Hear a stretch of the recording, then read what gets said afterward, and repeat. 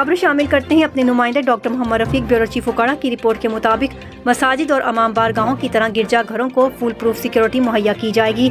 मसीही मुलाजमीन के एजाज़ में तकरीब खुशियाँ मनाने के लिए मसीही मुलाजमीन के लिए तहाइफ 2 दिन छुट्टी का ऐलान किया गया। डिस्ट्रिक्ट पुलिस ऑफिसर फैसल गुलजार ने कहा, इस्लाम और आइन पाकिस्तान हमें अक़लियतों के हकूक़ के तहफ़्फ़ुज़ के लिए पाबंद करता है। पुलिस फोर्स में भी इनकी बड़ी तादाद शहरियों के तहफ़्फ़ुज़ के लिए अपने फ़राइज़ बखूबी सरअंजाम दे रही हैं।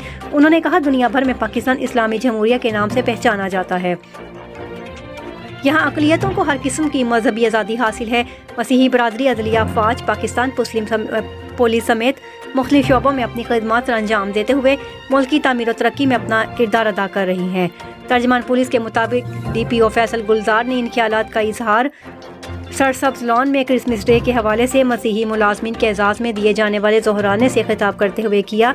DPO ने मसीही मुलाजमीन के लिए उनके सबसे बड़े त्यौहार क्रिसमस डे के मौका पर 2 छुट्टियों का ऐलान किया, तहाइफ भी दिए, मसीही मुलाजमीन के एजाज़ में ज़ोहराना दिया, तकरीब के अख्ताम पर क्रिसमस केक काटा।